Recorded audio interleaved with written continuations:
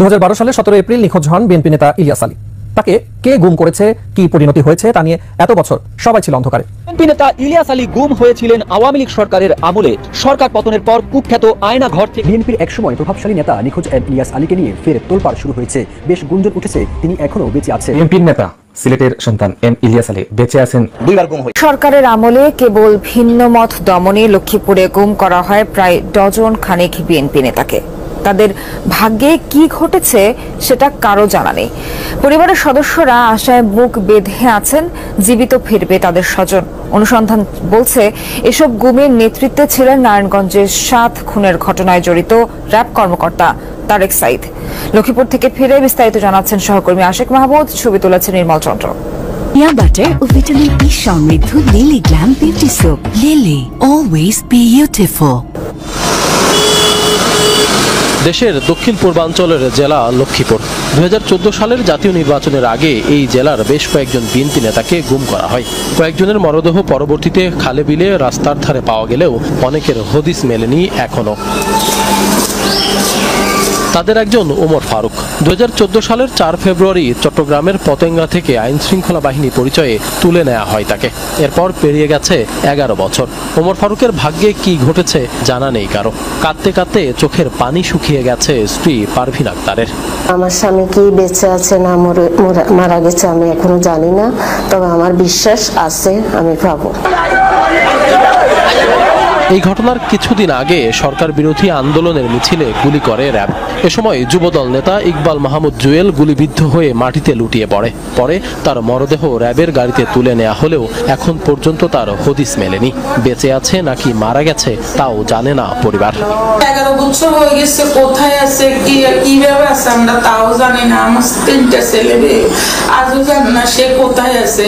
যদি দিত খবরটাও তো থাকতো। এলাকায় খবর নিয়ে জানা গেছে জুয়েল যেদিন গুলিবিদ্ধ হন সেদিন র্যাব 11 এর কমান্ডিং অফিসার নারায়ণগঞ্জের 7 খুনের ঘটনায় জড়িত তারেক সাইদের নেতৃত্বে বিএনপি নেতা শাহাবুদ্দিন সাবুকে তুলে নিতে অভিযান চালানো হয়। এ সময় শাহাবুদ্দিন সাবুকেও গুলি করে তারেক সাইদ। পরে হাসপাতাল থেকে পালিয়ে নিজেকে রক্ষা করেন সাবু। রানা, তারপরে হলো ওই যে তারেক সাইদ, একজন হলো আজম মেজর, হলো ওই যে আরিফ মেজর আরিফ। 3জন ঢুকিয়ে আমার মানে খুব বুট দিয়ে লাথি এটা আমার এলাকায় ফিরলো, আমার ক্যাটটাকারে ফিরলো। ফিরার পরে যখন আমার সবাই ফিরছে পরে আমি দাঁড়াইলাম। দাঁড়ানোর পরে আমার ঠেকাইয়া মেজর মানে গুলি করছে এখানে পরে। গুলি করার পরে এখান থেকে সমস্ত মাংস বাইরে হয়ে গেছে। এলাকাবাসী বলছে শুধুমাত্র জনপ্রিয় রাজনৈতিক নেতা হয় টাকার বিনিময়ে গুম করা হয় এসব নেতাদের। সব গুমের বিচার চান তারা। প্রতিহিংসার বশত তাকে গুম করা হয়েছে। লুটপাট এবং অপরাধীদের মানে এটা বাধা হয়ে দাঁড়াবে, এই জন্য এদেরকে বিদায় করে দেওয়া, মানে দুনিয়া থেকে বিদায় করে দেওয়া। বাংলাদেশে গুমের ঘটনা তদন্তে এই প্রথম একটি কমিশন গঠন করেছে অন্তর্বর্তী সরকার। এই কমিশনের সদস্য মানবাধিকার কর্মী নূর খান লিটন জানিয়েছেন প্রতিটি গুমের ঘটনা সঠিক তদন্ত করে জড়িতদের শাস্তি নিশ্চিত করতে তারা বদ্ধপরিকর। দেশবাসী এবং পরিবারগুলি যেমন উদ্গ্রীব, এটার বিচার হোক, দোষীদের চিহ্নিত করা হোক, অপরাধীরা ওই ব্যক্তিকে কি অবস্থায় রেখেছে বা হত্যা করে থাকলে কোথায় নিয়ে লাশটা ফেলেছে। আমি নিশ্চিত ওই অপরাধীরা যদি বেঁচে থাকে, একজন ব্যক্তি তো আর অপরাধ করেনি, টিম। বিএনপির একসময় প্রভাবশালী নেতা নিখোঁজ ইলিয়াস আলীকে নিয়ে ফের তোলপাড় শুরু হয়েছে। বেশ গুঞ্জন উঠেছে তিনি এখনও বেঁচে আছেন। এ বিষয়ে সিলেটের বালাগঞ্জ উপজেলা বিএনপির সাবেক সাংগঠনিক সম্পাদক আব্দুল সালাম জানান, যুক্তরাজ্যে অবস্থানরত ইলিয়াস আলীর ছোট ভাই মোহাম্মদ আসকির আলী গহরপুর জামিয়া মসজিদে ইলিয়াস আলীর জন্য খতমে বুখারী ও দোয়া করিয়েছেন। তার ভাই জানিয়েছেন ইলিয়াস আলী বিদেশের একটি হাসপাতালে গুরুতর অসুস্থ অবস্থায় রয়েছেন, তবে কোন দেশের হাসপাতালে সেটি তিনি জানাননি। দোয়া মাহফিলের পর এর ভিডিও সামাজিক যোগাযোগ মাধ্যমে ছড়িয়ে পড়ে এবং ইলিয়াস আলী বেঁচে আছেন এমন কথা এখন উপজেলা জুড়ে মানুষের মুখে মুখে। তবে এ বিষয়ে ইলিয়াস আলীর স্ত্রী তাহসিনা রশিদুল লুনা গণমাধ্যমকে জানান, বিষয়টি নিয়ে কথা বলতে বলতে আমি ক্লান্ত। যারা গুজব ছড়াচ্ছে তারাই ভালো জানে এমনটি কেন করছে। আমরা শুধু পরিবারের পক্ষ থেকে বলছি ইলিয়াস আলীর জন্য দোয়া করতে। তবে আমাদের এখনো দৃঢ় বিশ্বাস তিনি বেঁচে আছেন, আর প্রথম থেকেই আমরা এই আশা পোষণ করে আসছি। এর আগে মঙ্গলবার রাতে ইলিয়াস আলীর স্ত্রী তার ফেসবুক আইডিতে পোস্ট করেন, মিথ্যা বা কোনো প্রকারের গুজবে কান দিবেন না, প্রিয় ইলিয়াস আলীর জন্য দোয়া করবেন। 2012 সালের 17 এপ্রিল ঢাকার বনানীর বাসায় ফেরার পথে গাড়ি চালক আনসার আলী সহ নিখোঁজ হন বিএনপি নেতা ইলিয়াস আলী। এরপর কেটে গেছে এক যুগেরও বেশি সময়। ইলিয়াস আলী জীবিত না মৃত সে খবর কেউ দিতে পারেনি দীর্ঘ এই সময়। স্বামীকে ফিরে পেতে সন্তানদের নিয়ে সাবেক প্রধানমন্ত্রী শেখ হাসিনার কাছে ছুটে গিয়েছিলেন ইলিয়াস পত্নী তাহসিনা রুশদীন লুনা। তখন শেখ হাসিনা আশ্বস্ত করলেও শেষ পর্যন্ত কথা রাখেননি। ইলিয়াসের তথ্য জানতে উচ্চ আদালতের কাছে দ্বারস্থ হয়েও স্বামীর সন্ধান পাননি লুনা। 2012 সালের 17 এপ্রিল নিখোঁজ হন বিএনপি নেতা ইলিয়াস আলী। তাকে কে গুম করেছে, কি পরিণতি হয়েছে তা নিয়ে এত বছর সবাই ছিল অন্ধকারে। এক যুগ পর পরিচয় গোপন রেখে 21 টেলিভিশনের সাথে ইলিয়াস আলী গুম ও শেষ পরিণতি নিয়ে কথা বলেছেন একজন সাবেক সামরিক কর্মকর্তা। সেই লোমহর্ষক কাহিনী তুলে এনেছেন আলী আহমেদ। লেফটেন্যান্ট কর্নেল জিয়া এবং কমান্ডার সোহাইল, এরা তিনজন সবসময় একসাথে বসতো। সোহাইল সাধারণত বুদ্ধি পরামর্শ দিত, আর জিয়া সে সব ধরনের পারমিশনগুলো সব জায়গাতে নিয়ে রাখতো, আর রাশিদ সেখানে জিয়ার সাথে সম্পৃক্ত থাকতো। 2012 সালের 17 এপ্রিল রাতের ঘটনা। সে সময়ের হোটেল রূপসী বাংলা আর বর্তমানের ইন্টারকন্টিনেন্টালে ইলিয়াস আলীকে সর্বশেষ দেখা যায়। সেখান থেকে ফোনে কথা বলতে বলতে বের হন তিনি। পরের দিন বনানীতে পাওয়া যায় তার গাড়ি। এরপর তার আর কোনো খোঁজ পাওয়া যায়নি। কারা জড়িত এই গুমের সাথে? ইলিয়াস আলী যখন গুম হয় ওই মুহূর্তে অ্যাকচুয়ালি দায়িত্বে যারা ছিলেন তাদেরকে আমি মনে করি এখানে কগনিজেন্সে নিতে হবে। এখানে কোনো সন্দেহ নেই যে তাকে আসলে তার গুম করার ক্ষেত্রে যে রশিদ এবং জিয়ার involvement, that is no question, এটা একদম ক্রিস্টাল ক্লিয়ার। জিয়া যেখানে অপরাধ করছে সেখানে রাশিদ আছে, রাশিদ যেখানে অপরাধ করছে সেখানে জিয়া আছে, বা সোহাইল আছে, সোহাইল যেখানে অপরাধ করছে সেখানে রাশিদ এবং জিয়া সেখানে আছে। এই তিনজন ছিল তিন খলিফা। সেই সময় শেখ হাসিনার সাথে ইলিয়াস আলীর স্ত্রী সন্তান দেখা করতে গেলে জিয়াউল হাসানকে ফোন দেন তৎকালীন প্রধানমন্ত্রী। তিনি কিন্তু জিয়াউল হাসানকে অন দ্য স্পট ফোন দিয়েছিলেন। ফোন দেওয়ার পরে জিয়াউল হাসান তাকে বলেছিল যে তাকে তো অলরেডি ফিনিশ করে দেওয়া হয়েছে, বাট তখন তাকে করা হয়নি, তখনও সে জীবিত ছিল। কে নির্দেশ দিয়েছে এই গুমের? জিয়া হচ্ছে তারেক সিদ্দিকীর আশীর্বাদ পুষ্ট মানুষ, রাশিদ হচ্ছে তারেক সিদ্দিকীর আশীর্বাদ পুষ্ট মানুষ। এরা সবাই ছিলেন শেখ হাসিনার বিশ্বস্ত। তারেক সিদ্দিকী, জিয়া, রাশিদুল আলম, কমান্ডার সোহাইল, শেখ হাসিনা, এই পাঁচটা মানুষ একটা হাতের পাঁচটা আঙুলের মতো ছিল, একটার সাথে একটা কানেক্টেড। একটা আছে যে কোনো অপরাধী চিহ্ন কিন্তু রেখে যায়। শেখ হাসিনাও তার অপরাধের এমন কিছু চিহ্ন রেখেছিলেন যেই চিহ্নগুলো জিয়াউল হাসানের কাছে ছিল, যে কারণে জিয়াউল হাসান এবং এই কর্নেল রাশিদ, এই সোহাইল, এরা কিন্তু আপনার ধরাছোঁয়ার বাইরে। কি হয়েছিল ইলিয়াস আলীর শেষ পরিণতি? Just direct killing. এখন কিলিং যখন আপনি কিলিং করতে অপরাধ, আপনি গুলি করে হত্যা করেন, আপনি তাকে ইঞ্জেকশন দিয়ে সেন্সলেস করে হত্যা করলেন, বা তাকে আপনি ফাঁসি দিয়ে মেরে ফেললেন, বা তাকে বস্তা বেঁধে পানিতে ডুবিয়ে দিলেন, বা তাকে মাথায় বাড়িতে মারলেন, বাট হত্যা, আলটিমেটলি তাকে হত্যা করছেন, হি ইজ ফিনিশড।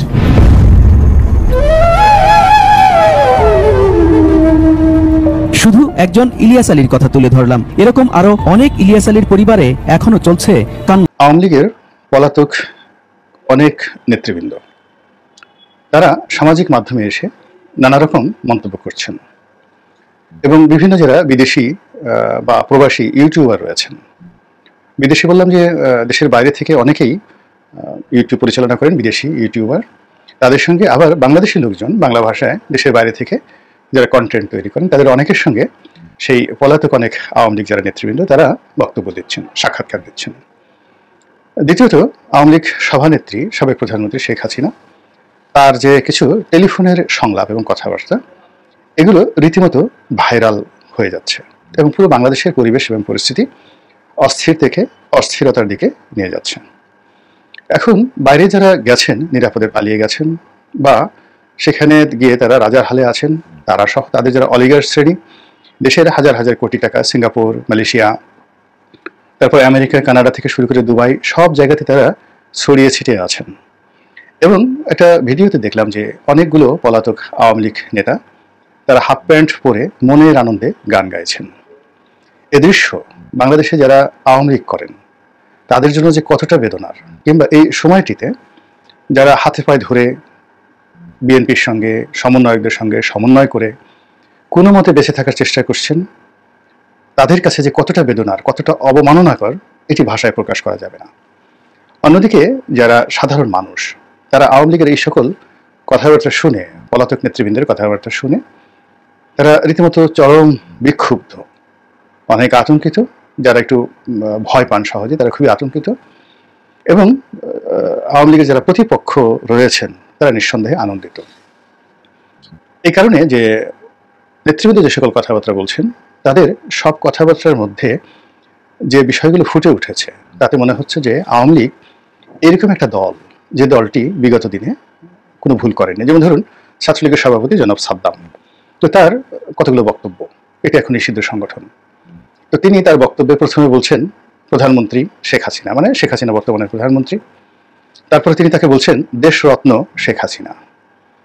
তো এই জিনিসগুলো সময়ের সঙ্গে সঙ্গে আসলে এটাকে যাকে বলা হয় মানুষের হৃদয় জয় করার জন্য বা মানুষের কাছে নিজেদের যে বিষয়টি তুলে ধরার জন্য এই ধরনের ল্যাঙ্গুয়েজ কোনো অবস্থাতেই গ্রহণীয় নয়।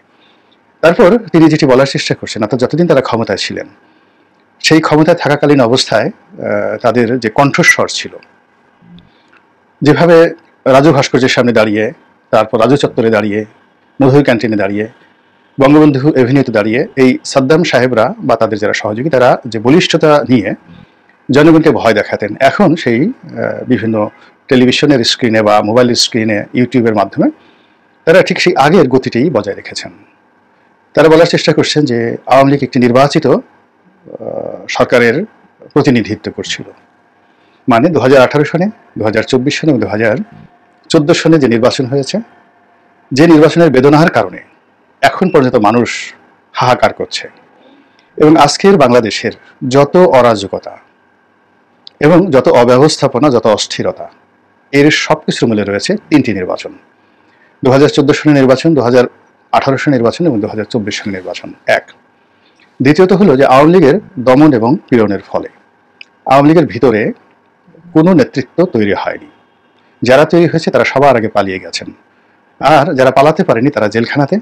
আর এখন বাংলাদেশে যারা পথে ঘাটে মাঠে আছেন তারা অবর্ণনীয় একটা জীবনযাপন তারা করছেন। এর কারণ হলো আওয়ামী লীগটা নিজেদের মধ্যে হাইব্রিড, কাওয়া, অযোগ্য, অপদার্থ, এরপরে অন্য দল থেকে ভোল পাল্টে যারা আওয়ামী লীগ হওয়ার চেষ্টা করেছে। এবং এখন তো আপনারা অনেকেই দেখতে পাচ্ছেন যে শিবিরের অনেক লোক আওয়ামী লীগের মধ্যে, তারপর ছাত্রলীগের মধ্যে লুকিয়েছিলেন এবং কত বড় পদে থেকে তারা শক্তি সঞ্চয় করেছেন যে একটা বিপ্লব তারা সংগঠিত করে ফেললেন এই আওয়ামী লীগের ঘাড়ির উপর ভর করে। তো এইরকম একটা নির্বোধ দল, এবং সেই দলের সে সকল লোক যারা এই বাংলাদেশে 1 মিনিট দাঁড়িয়ে থাকার মতো সাহস পাননি এবং এখনো পর্যন্ত তারা কোথায় আছেন নিজেদের ঠিকানাটি পর্যন্ত বুক ফুলিয়ে বলতে পারছেন না যে আমরা মালয়েশিয়ার এই নম্বর রাস্তায় আছি, এত নম্বর বাড়িতে আছি, কিংবা আমরা এখন কানাডাতে আছি, কিংবা আমরা এখন আমেরিকাতে আছি। এই কথাটা কেউ বলতে পারছেন না। তারা বলছেন যে সিকিউরিটির স্বার্থে আমরা নিরাপদ দূরত্বে আছি। তো সেখানে বসে তারা এই বড় বড় যে কথাগুলো বলছেন তার বলার আগে তাদের একবারও অনুশোচনা হচ্ছে না যে এই 3টি নির্বাচনের ফলে পুরো দেশকে, জাতিকে, অন্যান্য রাজনৈতিক দলকে যেভাবে শেষ করে দেওয়া হয়েছে তার চাইতে সবচেয়ে বেশি শেষ করে দেওয়া হয়েছে আওয়ামী লীগকে। আওয়ামী লীগের জীবনে বহুবার বহু বিপদ এসেছে। 1954 সনে এসেছে, 1958-তে এসেছে, 62-তে এসেছে, 69 এসেছে, 68-তে এসেছে। সব জায়গাতেই বা সব সময়টিতেই তাদের 3 থেকে 4 সারির বা 5ম সারির নেতৃবৃন্দ ছিলেন। এক গ্রুপ গিয়েছেন জেলখানাতে, অন্য গ্রুপ নেতৃত্ব ধরেছেন এবং তাদের ইমেজ ছিল, তাদের সাহস ছিল, শক্তি ছিল এবং তারা কোনো অবস্থাতেই কিন্তু আওয়ামী লীগকে ছেড়ে যায়নি। ফলে 75-এর 15ই আগস্টের পর দেখা গেল বঙ্গভবন যারা নিয়ন্ত্রণ করছেন তারাও আওয়ামী লীগ, জেলখানা যারা নিয়ন্ত্রণ করছেন তারাও আওয়ামী লীগ, আবার বঙ্গভবনকে যারা অপোজ করছেন রাজপথে তারাও আওয়ামী লীগ। এরশাদের সময়, জিয়াউর রহমান সাহেবের সময়, সব সময়টাতেই, ইয়াহিয়া খানের সময়, আইয়ুব খানের সময় আওয়ামী লীগের এই স্পিরিটটা ছিল, তাদের নেতা ছিল। কর্মী তো সবসময় সব দলেরই থাকে, কিন্তু এখন এই বাংলাদেশে আওয়ামী লীগের কোনো নেতা নেই, একেবারে নেতৃত্ব শূন্যতা। কেমন নেতৃত্ব শূন্যতা? আওয়ামী লীগের এক বড় নেতা বাংলাদেশে পালিয়েছেন, আমাকে টেলিফোন করলেন। আমি বললাম যে নেতৃত্ব সংকট যাচ্ছে, তা আপনি তো এত বড় নেতা, দলের দায়িত্ব নিন, আওয়ামী লীগের অফিসের সামনে আসেন। তিনি বললেন আমি মরে গেলেও পারবো না, এবং আমার পরিবার আমাকে চাপ দিচ্ছে যে জীবনেও আর রাজনীতি করা যাবে না। এর কারণ হলো তাদের বক্তব্য, তুমি এত বড় নেতা ছিলা, দলের বিপদে বিভিন্ন সময় কাজকর্ম করেছো, দলের 15টি বছর সুসময় তো তুমি 15 পয়সা পাওনি, এখন তোমাকে কেন পালিয়ে থাকতে হবে? এই যে তার ছেলেমেয়ে যে কথাগুলো বলছে, বলার পর তিনি রাজনীতির প্রতি আগ্রহ হারিয়ে ফেলেছেন। এইভাবে বাংলাদেশে হাজার হাজার আওয়ামী লীগের নেতাকর্মী তৃণমূলে আছেন যারা পালাতে পারেননি বা অনেকে কিছুই পাননি জীবনে, কিন্তু পালিয়ে আছেন। তো এই মানুষগুলো যখন এই যারা পলাতক বিদেশি নিরাপদ আশ্রয় থেকে এই ধরনের কথাবার্তা বলছেন, তারা মানসিকভাবে আরো ভেঙে পড়ছেন এবং তাদের যে রাজনৈতিক ভবিষ্যৎ এটি ক্রমশ মানে যাকে বলা হয় বিপদ থেকে বিপজ্জনক অবস্থাতে চলে যাচ্ছে। একটা জিনিস চিন্তা করুন যে 2001 থেকে 2006 সন পর্যন্ত বিএনপির যে জমানা, সেই জমানাতে তাদের ভুল এবং ত্রুটির কারণে আজ পর্যন্ত বিএনপি দাঁড়াতে পারছে না টিল নাও টুডে। প্রচণ্ড জনপ্রিয়তা, মানে এখন আওয়ামী লীগের সাথে বিএনপির জনপ্রিয়তা অনেক বেশি, কিন্তু তারা দাঁড়াতে পারছে না। এর কারণ হলো প্রশাসনের বিভিন্ন স্তরে, জুডিশিয়ারিতে, মিলিটারিতে, পুলিশে, ওই যে 2006 সালে তাদের যে বদনাম হয়েছিল, শত্রুতা তৈরি হয়েছিল, সেই শত্রুতাটা বাড়তে বাড়তে এমন একটা জায়গাতে আসছে যে জনপ্রিয়তা আছে, সমর্থক আছে, সম্ভাবনা আছে, কিন্তু এই একটা নির্বাচন করে তার ফলাফলটাকে এনে আবার ক্ষমতায় যাওয়ার জন্য যে স্ট্রাকচার দরকার সেটা বিএনপি অর্জন করতে পারেনি। তো বিএনপির যে ভুল বলেন, অপরাধ বলেন, অন্যায় বলেন, খাম্বা বলেন, হাম্বা বলেন, এটির শতগুণ বলে ভুল হবে, 1000 গুণ অপকর্ম করেছে, ভুল করেছে আওয়ামী লীগ সে 2009 থেকে আজ অবধি। তো বিএনপির যদি 20 বছর চলে যাওয়ার পরেও তারা যদি ঘুরে দাঁড়াতে না পারে, তাহলে আওয়ামী লীগ এখন যারা বলছেন যে মোদি এসে ক্ষমতায় বসিয়ে দেবে, ডোনাল্ড ট্রাম্প আসার পর তিনি ক্ষমতা ফিরে পাবেন, এই জিনিসগুলোর ভিত্তি কি? What is the mathematical reality? আপনি অঙ্ক কষে কষে দেখেন যে এই ধরনের ঘটনা সম্ভব কিনা, 2 + 2 = 4, এটা সম্ভব কিনা। এরপরে সাম্প্রতিক সময় সেই ঘটনাগুলো ঘটেছে কিনা। যদি তা না হয় তাহলে এখানে সেই যে গতানুগতিকভাবে এগোতে হবে। একটা জিনিস চিন্তা করুন, 1971 সনে জামাত যে ভুল করেছে, সেই ভুলের জন্য দেখুন জামাতের একটা টায়ার, একেবারে শীর্ষ যারা নেতৃবৃন্দ আছে সবাই কেউ জেলে মরেছেন, কেউ ফাঁসিতে মরেছেন। আর এখন এত বছর পরে, অর্থাৎ 53 বছর পরে, এখনো সেই মুক্তিযুদ্ধের বিষয়ে যখন জামাতের আমির তিনি একটা কথা বলেন, সঙ্গে সঙ্গে সারা বাংলাদেশ গর্জন করে ওঠে। তো একই অবস্থাতে আওয়ামী লীগের যে ভুলগুলো রয়েছে এগুলো তো আগে স্বীকার করতে হবে এবং সেখান থেকে বের হয়ে আসতে হবে। অন্যথায় আওয়ামী লীগ যদি আবার বলে 2014 সালের নির্বাচন আমাদের কোনো অপশন ছিল না, 2018 সনে কোনো রাতের ভোট হয়নি, 2024 সনে তো একেবারেই এমন ভোট হয়েছে, মানে সবাই সেখানে উপস্থিত হয়ে ভোট দিয়েছেন, এই কথা বলে যারা পালিয়ে গেছেন তারা তো আসতে পারবেনই না, যারা বাংলাদেশে আছেন এই আওয়ামী লীগের দল যারা করছেন তাদের সামাজিক জীবনে আরো বিপর্যয় নেমে আসবে। 1 2 নম্বর হলো যে আওয়ামী লীগ এখন যে পর্যায়ে পৌঁছে গিয়েছে তার হাতে 2টো অপশন আছে অনলি। একটা হলো তাকে সার্ভাইভ করতে হবে এবং পরিবর্তিত পরিস্থিতিকে মেনে নিয়ে সার্ভাইভ করতে হবে, ভুল স্বীকার করতে হবে এবং তাদের যে ভালো কাজগুলো ছিল সেই কাজের ওসিলায় আবার তাদেরকে এগোতে হবে ভালো মানুষের নেতৃত্ব নিয়ে। পুরনো যারা কারাপ্টেড লোক, যারা অ্যাবান্ডেন্ট হয়ে গিয়েছেন, যারা পরাজিত হয়েছেন, যারা পালিয়ে গিয়েছেন, এই বাংলাতে তারা আবার ফিরে এসে নেতৃত্বে বসবেন। এটি আমার কাছে মনে হচ্ছে যে সুয়ের পেছন দিয়ে যদি একটা উট ঢুকতে পারে, সেটা যেভাবে অসম্ভব তদ্রুপ অসম্ভব। ফলে এই বাংলায় এখনো যারা পালাননি, এই বাংলাতে যারা রয়েছেন, হাজার হাজার আওয়ামী লীগের নেতাকর্মী রয়েছেন যারা মন্ত্রী এমপি হওয়ার উপযুক্ত এবং হয়েছেন, কিন্তু তাদের বিরুদ্ধে কোনো অভিযোগ নাই। তো সেই মানুষগুলো যদি রাজনৈতিক নেতৃত্বে আসে, আমি জাস্ট বলি কয়েকজনের কথা চিন্তা করুন। যেমন সাবের হোসেন চৌধুরী সাহেব আছেন, তারপরে ওই যে সাবেক পরিকল্পনা মন্ত্রী ছিলেন মান্নান সাহেব আছেন, তারপরে মেহেরপুরের আরেকজন অধ্যাপক মান্নান সাহেব আছেন, তারপরে ওই যে উত্তরবঙ্গের একজন আছেন শহীদুজ্জামান সরকার, ওনাকে তো মন্ত্রী বানানো হয়েছিল, তারপর সেলিনা হায়াত আইভি আছেন, তুফাইল সাহেব এখনো জীবিত আছেন, জনাব তুফাইল আহমেদ এখনো জীবিত আছেন। তো যারা মূলত এইরকম, আমি আওয়ামী লীগের সারা বাংলাদেশের জেলা পর্যায়ে অনেক বড় বড় নেতা আছেন যাদের বিরুদ্ধে কোনো অভিযোগ নাই এবং এখন এই সমাজে তারা চলতে পারেন। ওই যে মেজর রফিকুল ইসলাম বীর উত্তম, চাঁদপুরে সেই বিখ্যাত রফিকুল ইসলাম বীর উত্তম, তিনি এখনো জীবিত আছেন, এই শহরে ঘোরাফেরা করছেন।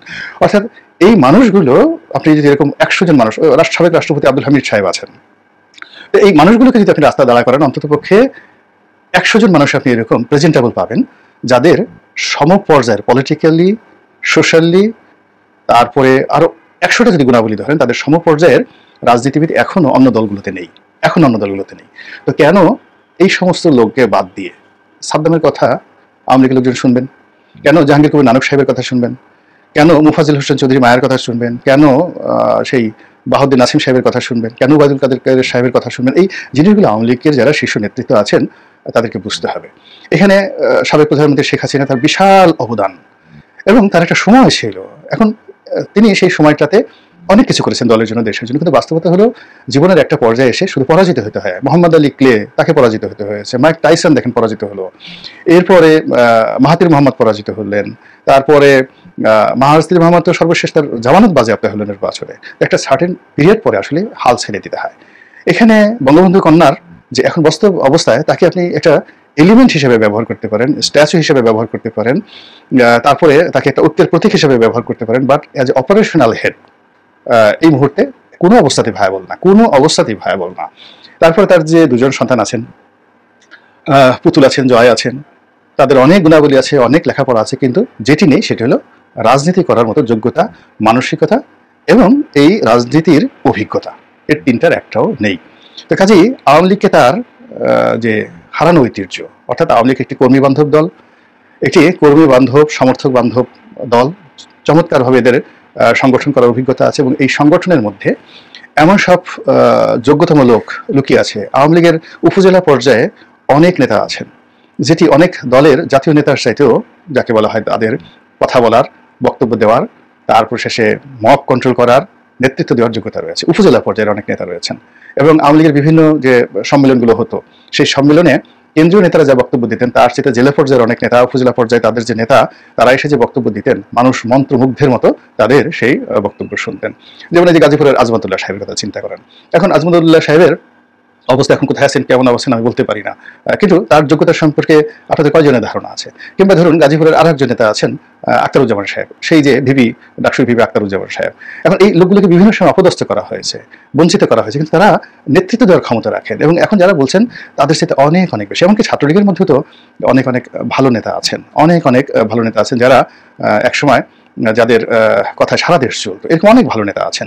তো এই বিষয়গুলোর দিকে নজরে না নিয়ে যারা বিতর্কিত হয়ে পড়েছেন, যারা ভুল করেছেন, যারা পরাজিত হয়েছেন, আবার তারা ঘুরে ফিরে সামনের দিকে এসে আসলে এই জাতিকে কেন তারা আবার অস্থির করছেন এবং আওয়ামী লীগকে কেন বিপদে ফেলছেন। প্রিয় দেশবাসী, শুরু থেকে শেষ পর্যন্ত যারা এই ভিডিওটি দেখেছেন সকলকে জানাই অসংখ্য অসংখ্য ধন্যবাদ। যারা এরকম নিউজ ভিডিও পেতে পছন্দ করেন তারা অবশ্যই এই চ্যানেলটি সাবস্ক্রাইব করে পাশে থাকা বেল আইকনটি বাজিয়ে দিবেন। যারা এখন এই ভিডিওটি শেয়ার করেননি, এই ভিডিওটি দ্রুত শেয়ার করে সকলকে দেখার সুযোগ করে দিন। আজকের মতন এই পর্যন্ত, দেখা হচ্ছে পরবর্তী কোনো ভিডিও নিয়ে ইনশাল্লাহ।